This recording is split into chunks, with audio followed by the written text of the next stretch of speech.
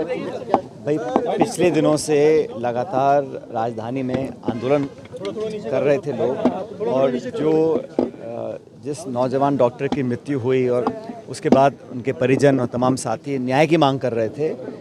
मुझे लगता है कि बहुत देर सरकार ने करी, बहुत पहले अगर वार्तालाप करके समाधान निकालते तो हो जाता।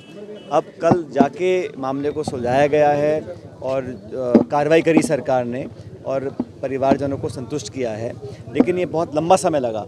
इस काम को अगर बहुत पहले कर देते तो इतना लोगों में आक्रोश नहीं होता, नौजवानों को पीड़ा नहीं होती। धूप में, बारिश में लगभग एक हफ्ता तक लोग यहाँ बैठे रहे, और सरकार अगर थोड़ी संवेदनशीलता पहले दिखाती तो यह नौबत यहाँ तक नहीं पहुँचती। लेकिन उसके बाद जो कार्रवाई आज सुबह देखा मैंने, लोगों को डिटेन किया जा रहा है, कांग्रेस समर्थित कांग्रेस नेताओं को, हमारे विधायक को, ये बड़ा गलत है।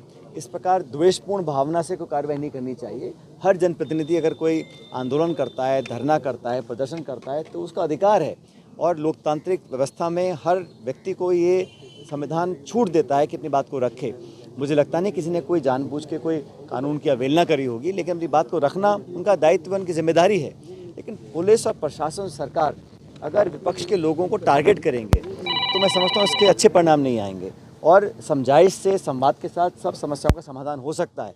लेकिन द्वेषतापूर्ण कार्रवाई करना, बदले की भावना से लोगों को डिटेन करना, अरेस्ट करना, मुकदमे करना, मैं समझता हूँ बड़ा गलत है, और अगर ऐसा सरकार करती है तो उसका पुरजोर विरोध हम लोग करेंगे।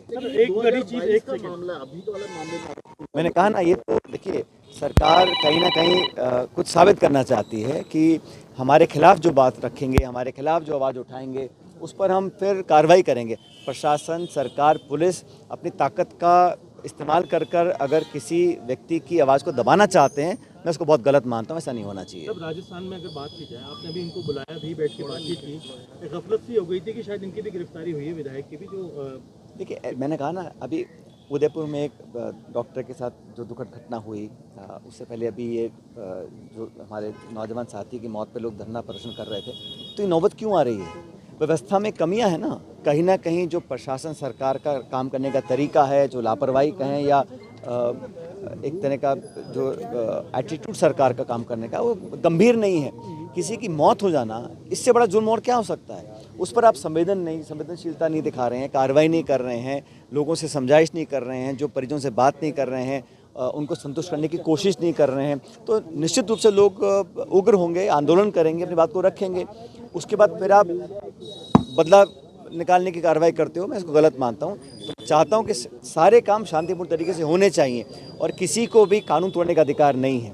लेकिन अपनी बात को रखना, धरना देना, प्रदर्शन करना, ये तो हर पक्ष की जिम्मेदारी है। उस जिम्मेदारी को लोग निभा रहे हैं, और अगर कोई कानून तोड़ने का काम करता है, हम उसका पक्ष नहीं ले रहे हैं। लेकिन सरकार को भी इस प्रकार की कार्रवाई कर कर संदेश देने की जो कोशिश कर रहे हैं, हमारे जो विरोध करेगा, और ये मैं दोनों के लिए कहता हूँ, केंद्र सरकार भी ऐसा करती है, अपनी एजेंसी का दुरुपयोग करती है, और राज्य सरकार भी कर रही है। तो उस प्रकार से लोगों को अरेस्ट करना, डिटेन करना, मुकदमे दर्ज करना, इसको मैं गलत मानता हूँ।